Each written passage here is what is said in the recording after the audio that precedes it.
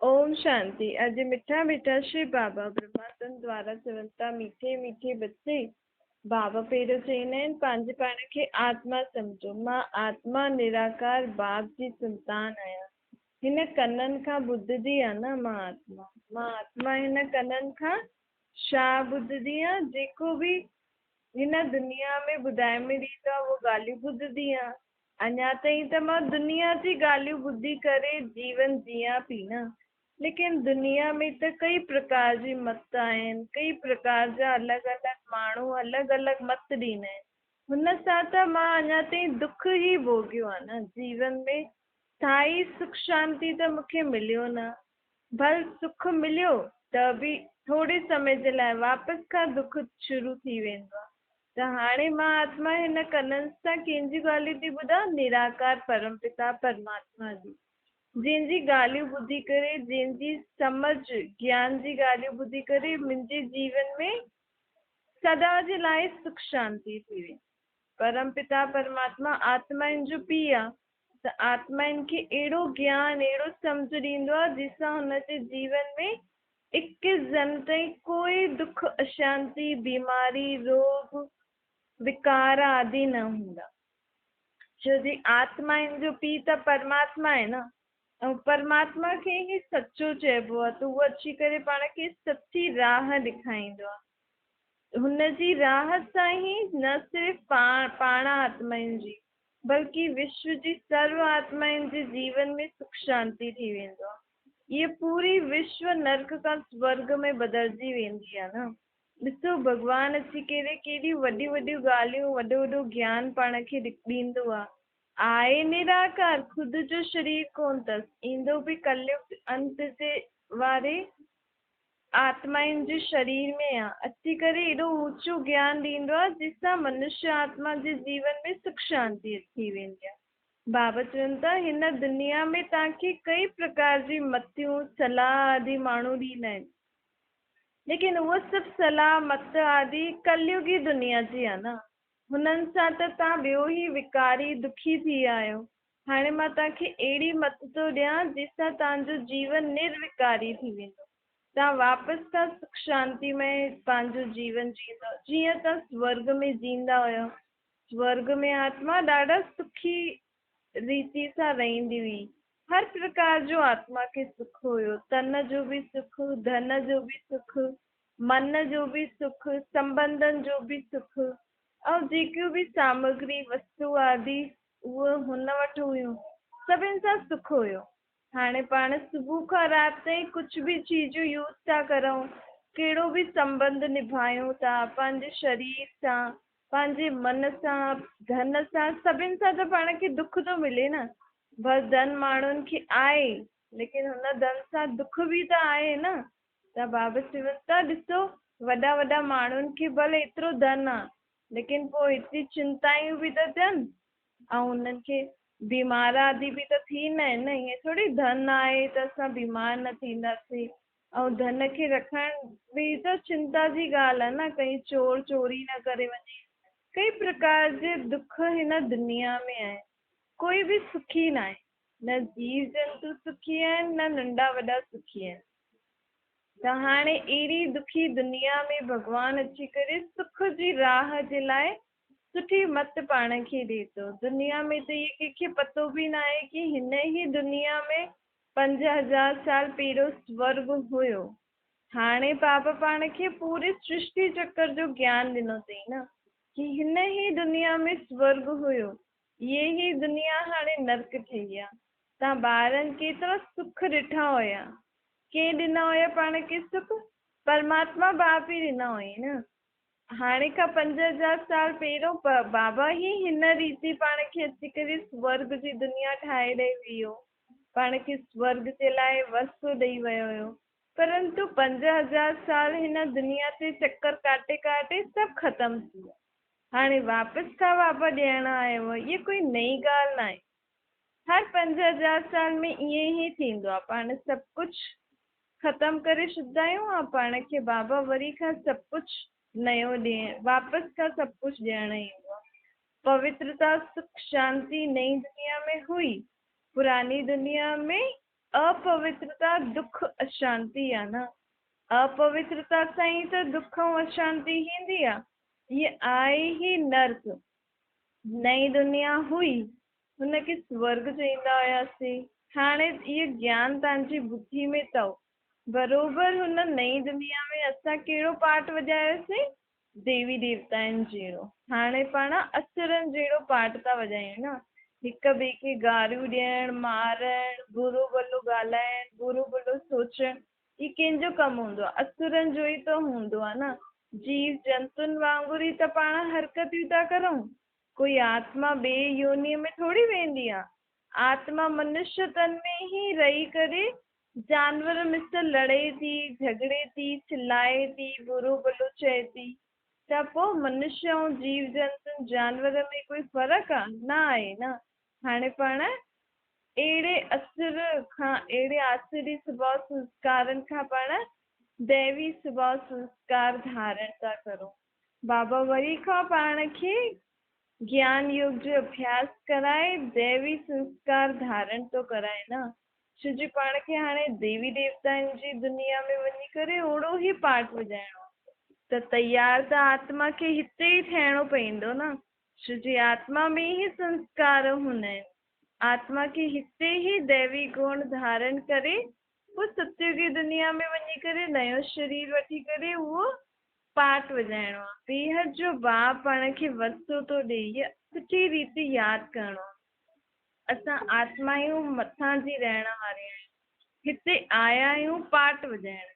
पाठ वॼाईंदे वॼाईंदे पाण आत्मायूं ख़ुदि खे भुलिजी वियासीं। घर खे, बाप खे, सभिनि खे भुलिजी विया आहियूं न। त हाणे बाबा पाण खे वरी खां स्मृति थो ॾियारे। छा स्मृति थो ॾियारे? कि तव्हां केरु आहियो, तव्हांजो बाप केरु आहे, तव्हां पहिरियों कीअं हिन सृष्टि ते आया हो त सुख हुया। सुखनि जी दुनिया जी बि पाण खे स्मृति थो ॾियारे न बाबा। कंहिंजे तन द्वारा इहे सभु ॻाल्हियूं ॿुधाए थो? ब्रह्मा जी तन द्वारा। पाण आहियूं ब्रह्मा जा मुख वंशावली ब्रह्मण। जेका बि ॿार बाप जा ठहिया आहिनि ऐं बाबा जे मत ते हलनि था, पवित्र रहनि था, उहे सभु ब्रह्मा मुख वंशावली ब्राह्मण आहिनि। बाक़ी जेको बाबा जे मत ते नथा हलनि, खाइण पीअण उथण वेहण में शुद्धता पवित्रता नथा रखनि, त उहो ब्राह्मण थोरी थिया। उहो त ईअं ई ॿुधनि था। बाबा चए थो ब्राह्मण बग़ैर पोइ देवता कीअं ठहींदो? पहिरियों त ब्राह्मण ठहिणो पवंदो न। ॻायल बि आहे ब्राह्मण देवताए नमो। अर्थात जेकी आत्मायूं हिन जनम में ब्राह्मण ठहींदियूं, उहे ई आत्माएं सत्युग में वञी देवताउनि जो पाठ वॼाईंदी न। ब्रह्मा द्वारा ही त नई सृष्टि जी स्थापना, नई दुनिया जी स्थापना भगवान करनि था न। त नई दुनिया जो राज्य बि उन ही आत्माउनि खे मिलंदो जेको पक्को पक्को ब्राह्मण ठहींदा। 5000 वर्ष पहिरियों बि ब्रह्मा द्वारा विष्णुपुरी जी स्थापना बाबा कई हुई। हाणे वरी खां करनि था। हुन जे लाइ तयारी थिए थी न। बाबा कंहिंजे द्वारा तयारी थो कराए? पाण आत्माउनि द्वारा तयारी थो कराए नई सृष्टि जी। जीअं जीअं पाण आत्मायूं तयारु थींदासीं त पाण खे ॾिसी करे ॾाढी सारियूं आत्मायूं तयारु थी वेंदियूं। हीअं दुनिया में केॾी सारियूं आत्मायूं देवी देवताउनि जी दुनिया में वञण लाइ तयारु थी वेंदियूं न। पोइ त दुनिया आत्मायूं तयारु थी वयूं, पोइ दुनिया बि ओड़ी थी वेंदी न। बाबा चए थो हिन में पुरुषार्थ त करिणो ई आहे न। महिनत करिणो आहे। घड़ी घड़ी यादि करो कि हिन शरीर द्वारा मां आत्मा ॾिसां थी, कननि सां ॿुधां थी, मुख सां ॻाल्हायां थी। बाप जी यादि में रही करे हर कर्म करो। आत्मा जी स्मृति ईंदी त पोइ परमात्मा बाप जी बि स्मृति अची वेंदी न। छो जी महिनत बग़ैर पोइ कुझु थोरी मिलंदो। महिनत त करणी पवंदी न। बाबा थोरी सभिनि खे आशीर्वाद कंदो कि तव्हां इहो ठहो न। बाबा जे त सभु ॿार आहिनि न। हिन करे बाबा सभिनि खे हिकु जहिड़ो ज्ञान ॾेई करे चईंदो आहे कि हाणे तव्हां महिनत करो। पोइ जेको जेतिरा मार्क्स वठंदो उन अनुसार हुनखे उते पद मिलंदो। पुरुषार्थ त करिणो ई आहे। हलंदे हलंदे कई ॿार मुंझिजी वेंदा आहिनि, थकिजी बि वेंदा आहिनि। हिन करे बाबा चवंदा आहिनि कॾहिं बि मुरली न मिस करो, रोज़ु मुरली पढ़ो। त हिन सां छा थींदो? पाण घड़ी घड़ी जो रुकी वेंदा आहियूं, उहो हलंदा रहंदासीं। अॼुकल्ह जी दुनिया में त छा थो थिए न, ये आहे ई कलयुगी पतित दुनिया। हिन दुनिया खे ॾिसजे उहे बि न ॾिसो, हिन दुनिया जी ॻाल्हियूं ॿुधजे उहे बि न ॿुधो। बाबा खे यादि करो, बाबा जेकी नई दुनिया जे लाइ ॻाल्हियूं ॿुधाए थो, उन ई दुनिया जी ॻाल्हियुनि खे यादि कंदव त हिन दुनिया में रहंदे हुए बि जीअं त न रहंदव। दुख भरी ॻाल्हियूं, फालतू ॻाल्हियूं ॿुधण सां त बाबा जेकी ॻाल्हियूं थो ॿुधाए उहो यादि करो न, जंहिंसां तव्हांजी आत्मा बि शक्तिशाली रहे, ख़ुशि रहे, शांति रहे। दुख त अचिणो ई आहे, अञा त कुझु बि न आहे, अञा त ॾाढो दुख ॾिसणो आहे न, तॾहिं त दुनिया जी अंत थींदी ऐं तॾहिं त स्वर्ग ईंदो। बाबा पाण खे चवनि था कि ईअं न सोचो कि दुनिया जो अंत थींदो, ईअं सोचो स्वर्ग जी दुनिया अचण वारी आहे। त स्वर्ग जी दुनिया किथे ठहींदी? हिन ई धरती ते ठहींदी न। त जॾहिं इहे ई धरती ख़तमु, हिते ई सभु कुझु ख़तमु थींदो त ई हिन सृष्टि ते स्वर्ग ठहींदो न। सम्झण जी ॻाल्हि आहे, निर्विकारी पाण खे बाबा ठाहे थो, छो जी सतयुग में कोई विकार आदि न हूंदो, त पाण खे बि संपूर्ण निर्विकारी हिते ई ठहिणो आहे। संकल्प ऐं स्वप्न में बि विकार जी ॻाल्हियूं न हुजनि, एतिरो आत्मा खे पवित्र ठहिणो आहे न, विकारनि खे छॾिणो ई आहे। छो जी पाण आत्माउनि जो असली संस्कार ई आहे शुद्धता, पवित्रता आहे न। ही त रावण जी दुनिया में पाण इहे विकारनि जे वश थी करे किना किना कम कंदा हुयासीं, लेकिन बाबा चए थो हाणे हिन दुनिया खे ख़तमु थियणो आहे।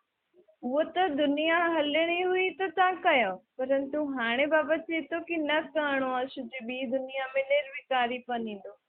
त पोइ छॾिणो खपे न, मन में बि बुरा गंदा वीचार न अचणा खपनि, स्वप्न में बि न अचणा खपनि।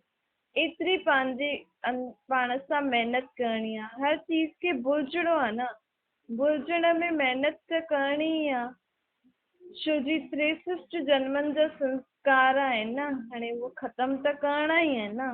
बाबा चए थो जेतिरो थी सघे सभु कुझु साक्षी थी करे ॾिसो, ड्रिजण जी कोई ॻाल्हि कोन्हे, थियणो त आहे ई सही। बाप सां गॾु सभु कुझु साक्षी थी करे ॾिसंदव त कॾहिं बि तव्हांखे डपु न लॻंदो। निर्भय थियणो आहे न, मां त आत्मा आहियां, मुंहिंजी आत्मा खे कोई कुझु थोरी करे सघंदो आहे। इहो त मुंहिंजो शरीर आहे, इहो पाठ पको करो। मां आत्मा अविनाशी आहियां, मां आत्मा परमात्मा जी छत्र छाया में आहे न, त मुंहिंजी आत्मा खे कोई कुझु बि न करे सघंदो आहे। मां परमात्मा जी छत्र छाया में आहियां। बाबा चए थो पंहिंजी जांच करो कि मूं में कोई विकार त न आहे, कोई अहिड़ी आदत त न आहे जो जंहिंसां मां ख़ुदि बि परेशान थी थियां ऐं माण्हू बि परेशान था थियनि। कोई बि आसुरी स्वभाव संस्कार या असुरनि जहिड़ी आदत पाण में न हुजणी खपे। फालतू खाइण आदि, फालतू ॻाल्हियूं ॻाल्हाइण, सोचण, इहे बि त आसुरी संस्कार आहिनि न। हिननि सभिनि खे बि छॾो, छो जी जेतिरो कमु हुजे ओतिरो ई ॻाल्हायो, ओतिरी ई ॻाल्हि सोचो, ओतिरी ई ॻाल्हि करो। ज्यादा करण सां आत्मा जी शक्ति ख़तमु थींदी आहे न। व्यर्थ ॻाल्हियुनि में न वञिणो खपे। काम विकार ते जीत पाइणी आहे न, देही अभिमानी थियणो। बाबा पाण खे आत्म अभिमानी ठाहिनि था, चवनि था चिंतन कंदा रहो, सुठी सुठी ॻाल्हियुनि जा चिंतन कंदा त सुठा सुठा वीचार जॾहिं मन में ईंदा त जीवन बि हुन ई सुठे वीचारनि सां ख़ुशियुनि जहिड़ो थी वेंदो आहे। छो जी पाण मन में वीचार ई चिंता वारा कंदा आहियूं, व्यर्थ फालतू वीचार कंदा आहियूं, त पंहिंजो जीवन बि ईअं ई थींदो वेंदो आहे, चिंता भरो, दुखमय, अशांत। त पंहिंजे चिंतन में बि ध्यानु रखो कि मां सॼो ॾींहुं कहिड़ियूं ॻाल्हियूं थी सोचां। हुन सॼी पंहिंजी सोचण सां पंहिंजे घर जो वायुमंडल, पंहिंजे शरीर ते पंहिंजी हुन ॻाल्हि जी सोचण सां पंहिंजे शरीर ते बि असरु थींदो आहे ऐं घर जो वायुमंडल बि हूअं थींदो वेंदो आहे। पोइ घर में रहण वारा माण्हू बि हीअं थी वेंदा आहिनि। हिन करे सुठा सुठा वीचार सोचणा खपनि ताकी पंहिंजो शरीर बि तंदुरुस्त रहे ऐं घर जो वायुमंडल बि हलंदो रहे, सुठो थिए। बाबा चए थो हाणे तव्हांखे टिनिनि कालनि जो पतो अथव न, असां सृष्टि ते कॾहिं आयासीं, पोइ विच में छा थियो, हाणे हिन जो अंत खां पोइ वापसि छा थींदो, त टई काल पतो अथव तव्हांखे। इहो बि पतो बाबा ॿुधाए अथई पाण खे कि पाण मूल वतन जा रहवासी आहियूं, हुन खां पोइ सूक्ष्म वतन फ़रिश्तनि जी दुनिया आहे, हुन खां पोइ इहे स्थूल वतन जाते हड्डी मांस वारो शरीर वठी करे पाण सभु आत्मायूं पाठ थी वॼायूं, त पाण टिनिनि लोकनि खे बि ॼाणदा आहियूं।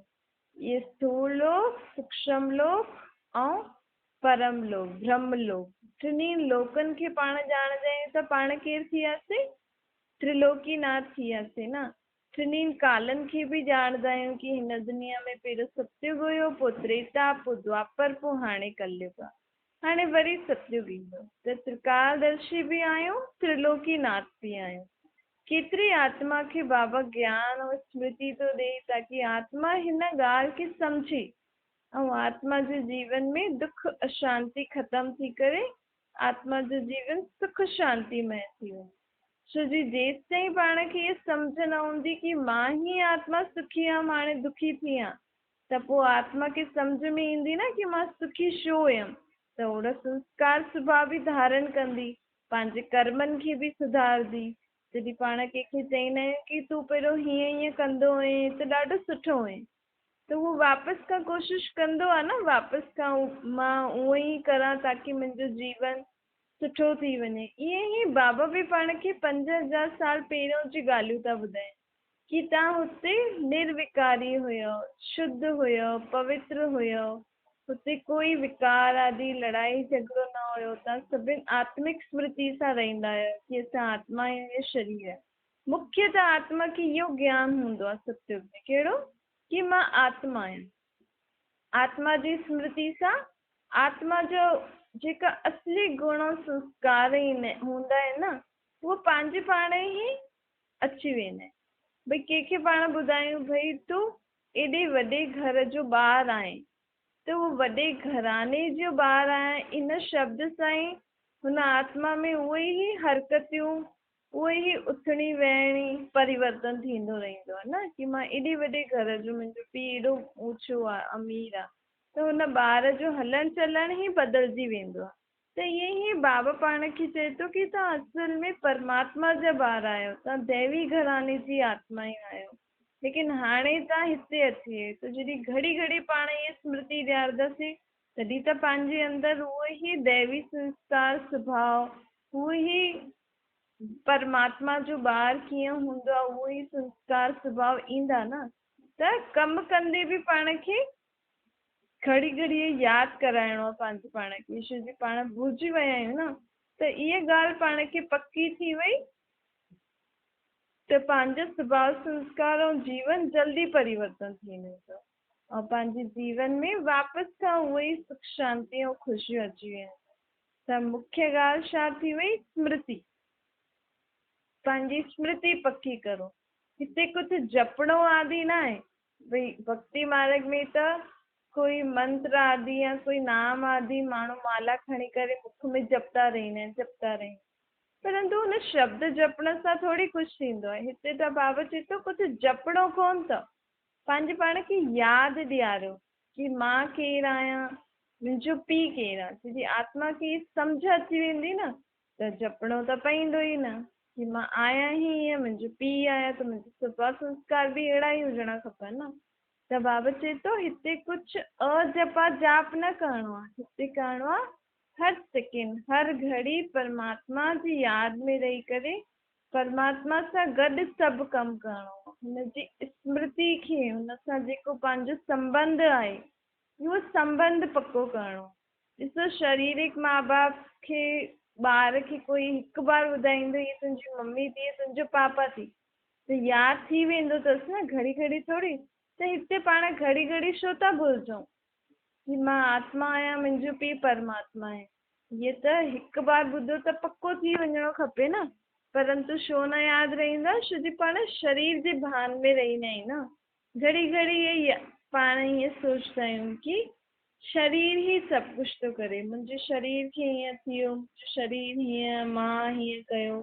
मां हीअं कयो चइण वारी आत्मा आहे न, शरीर थोड़ी कुछ कई, आत्मा शरीर खां कार्य थी करे।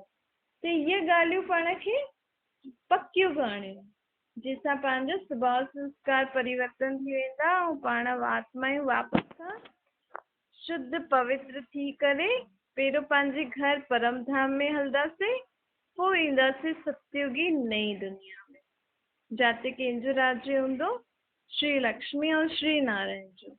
ऐं सतयुग में हुननि जो राज्य हूंदो, हुननि जी 8 गद्दियूं हूंदियूं। पोइ त्रेता में राम सीता जो राज्य हूंदो, हुननि जी 12 गद्दियूं हलंदियूं। ऐं उहो दुनिया ते स्थापन ही परमात्मा बाप हाणे करे थो, त असांजी आत्माउनि जो पीउ उहो हुते स्थापन करे हो न, उहो दुनिया हाणे करनि था। त हुते कोई भेदभाव न हूंदो आहे, भई महाराजा महारानी दास दासी प्रजा खे बि ईअं ई रखंदा आहिनि जीअं हुननि जा ॿार आहिनि, लेकिन हुते कोई ऊच नीच जो भेदभाव न हूंदो आहे, छो जी उन सभिनि जो पीउ ही सभिनि जे लाइ उहो दुनिया स्थापन करे ॾई हो न, त कोई लड़ाई झगड़ो कोई मतभेद भेदभाव आहे ई न। त बाबा चवनि था अहिड़ी दुनिया में वञण लाइ तव्हां आत्माउनि खे वरी खां तयारु थियणो अथव, देही अभिमानी ठहिणो आहे न, सर्वगुण संपन्न सुलकला संपूर्ण संपूर्ण निर्विकारी अहिंसक मर्यादा पुरुषोत्तम ठहिणो आहे, हिते ई ठहिणो आहे न। हुते त पाण वञी करे प्रालब्ध भोगंदासीं, संस्कार हिते भरणा आहिनि, पोइ हिते भरिजी वेंदा, हुते त बसि इहे शरीर छॾे करे नयो वठी करे हुन रीति पाठ वॼाईंदासीं। हुते कुझु महिनत आदि न करणी, हुते न इहे बि अभ्यास न करिणो हुते हली की मां आत्मा आहियां न, नेचुरल संस्कार अची वेंदो। छा मिठी मिठी सिकी लदे ॿारनि प्रति माता पिता बाप दादा जो यादि प्यार ऐं गुड मॉर्निंग। रूहानी बाप जी पण सभिनि रूहानी ॿारनि खे नमस्ते। पंहिंजी बि रूहानी माता पिता बाप दादा खे यादि प्यार गुड मॉर्निंग और नमस्ते। वरदान आहे हर शिक्षा के स्वरूप में लायो। जॾहिं हर शिक्षा के स्वरूप में लाईंदासीं तॾहिं ई पाण बाबा खे सबूत ॾेई सघंदा आहियूं कि असां तव्हांजी शिक्षा पढ़ी करे जीवन में धारण कई आहे। त पाण छा ठही वेंदासीं, सपूत ऐं साक्षात्कार मूर्त ठही वेंदासीं। बाबा चवनि था जेकी बि मां तव्हांखे शिक्षा ॾियां थो, सिर्फ़ु हिनखे बुद्धि में ईअं ई न कि असां ॿुधियोसीं बसि सुठी ॻाल्हियूं आहिनि, न, हिनखे जीवन में बि पाण जे अंदरि खणी अचो। अर्थात बाबा जेकी ॻाल्हियूं थो चए हुनजो जीवन में बि अभ्यास करो। जीअं बाबा घड़ी घड़ी चईंदा आहिनि पंहिंजे पाण खे आत्मा सम्झी करे कर्म करो, त हाणे चेक कजो कि मां घणो समय पंहिंजे पाण खे आत्मा सम्झी करे सनानु कयो, आत्मा सम्झी करे रोटी खाधी, आत्मा सम्झी करे ॿिए सां ॻाल्हायो, संबंध निभायो। त ईअं बाबा जी शिक्षा जेकी रोज़ रोज़ बाबा ॾिए थो अलॻि अलॻि, त अलॻि अलॻि शिक्षा जी पाण स्मृति में लाहे करे हुनजो अभ्यास कंदासीं त हिन सां छा थी वेंदो, आत्मा शक्तिशाली ज्ञान स्वरूप प्रेम स्वरूप आनंद स्वरूप थी वेंदी। छो जी बाबा जे ज्ञान में त शक्ति आहे न, ॾिसो एतिरी शक्ति अथसि कि नर्क जी दुनिया खे स्वर्ग ठही वेंदी आहे परमात्मा जे ज्ञान में। त हर हिकु ॻाल्हि जेकी बाबा ॿुधाए थो हुनखे स्वरूप में खणी अचो, सिर्फ़ु ॿुधी करे ख़ुशि न थियो, पहिरियों जॾहिं ख़ुदि अभ्यास कंदव, ख़ुदि हुनखे घड़ी घड़ी यादि करे ख़ुदि अभ्यास कंदव, तॾहिं त तव्हांखे अनुभव थींदो न कि बराबरि इहा ॻाल्हि सही आहे। ऐं पाण खे पोइ कुझु सम्झ में ईंदो आहे तॾहिं ई पाण ॿियनि खे ॿुधाईंदा आहियूं, न त पाण खे ई ॻाल्हि सम्झ में नथी अचे, सुठो सुठो चई करे बसि ॿुधी करे रखी छॾो, त पोइ ख़ुदि त कुझु अभ्यास कयो न, पोइ ॿियनि खे छा ॿुधाईंदो। जॾहिं पाण हुनजो अभ्यास कंदासीं, पंहिंजे जीवन में जेकी पाण खे परिवर्तन ईंदो, त ही त पाण ॿियनि खे बि ॿुधाए सघंदासीं न। ऐं उहो कॾहिं ॿुधाए सघंदासीं, जॾहिं पाण इहे अभ्यास कंदासीं। ऐं जेका ॿार अभ्यास कंदा आहिनि, बाबा जी हर ॻाल्हि खे सोचंदा आहिनि, हुनखे कर्मनि में लाईंदा आहिनि, उहे ई बाबा जो सपूत ॿार हूंदा आहिनि। ऐं हुननि जे द्वारा ई परमात्मा जी प्रत्यक्षा थींदी आहे। हुननि जे कर्मनि खे ॾिसी करे बि माण्हू चईंदा आहिनि न कि हिन जा एतिरा कर्म सुठा थी विया अथसि, हिनजी एतिरी सोच बोझ सुठा थी विया अथसि, आख़िर हिनखे सिखाइण वारो केरु आहे। त शिव बाबा त नज़र न ईंदो न, परमात्मा नज़र थोड़ी ईंदो आहे, न ही आत्मा नज़र ईंदी आहे।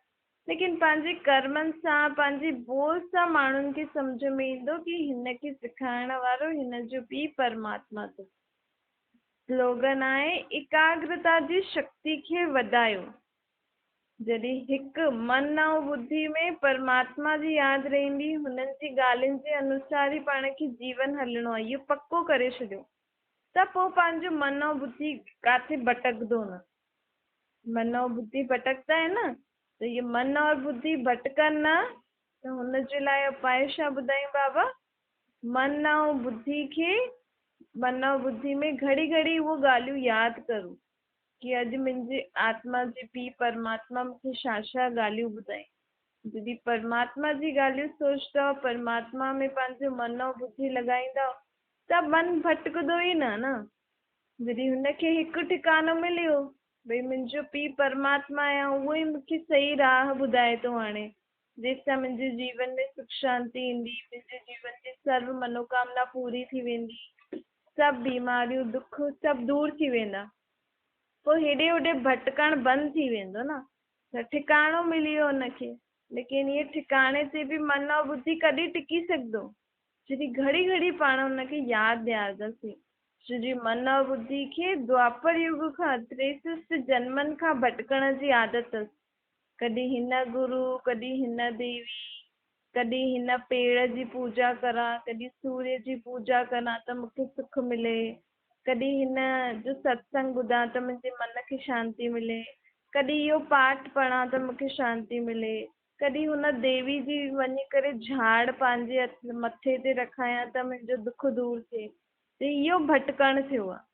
पाण कीअं भटकिया आहियूं? हिन रीति भटकिया आहियूं। कॾहिं होॾे सनानु करणु वञो त पाप धुलिजी वेंदा, त इहो भटकणु थियो न। कॾहिं हेॾे वञूं, कॾहिं हेॾे वञूं, त बाबा चए थो तव्हां हीअं द्वापर युग खां ॾाढो भटकिया आहियो। एॾी सारी मूर्तियूं ठाहे करे केॾी सारी मन और बुद्धि भटकी आहे न। अॼु हिन देवी जी पूजा करो, अॼु हिन देव जी पूजा करो, अॼु इहो व्रत रखो त पाण खे सुख शांती मिलंदी, अॼु इहो पाठ करो त पाण खे ईअं थींदो। त बाबा चए थो हिन रीति तव्हां भटकी भटकी करे पंहिंजे परमात्मा बाप सां विछुड़जी विया आहियो। त हाणे बाबा चए थो हाणे पंहिंजे मन और बुद्धि खे हिकु जॻह टिकायो कि मां आत्मा आहियां, मुंहिंजो पीउ परमात्मा आहे। परमात्मा खे यादि करण सां ई मुंहिंजे आत्मा में एतिरी शक्ति ईंदी जंहिंसां मुंहिंजो सर्व मनोकामना, सर्व दुख शांति, सर्व बीमारियुनि सां मां मुक्त थी वेंदी। जॾहिं ख़ुदि आत्मा ईअं सम्झंदी, जॾहिं पाण अंदरि पंहिंजे पाण खे सम्झाईंदासीं न, तॾहिं पंहिंजो मन और बुद्धि हिकु जॻह टिकंदो। ऐं हिन हिकु जॻह टिकण ई छा चइबो? हिनखे ई चइबो एकाग्रता जी शक्ति। अच्छा, ओम।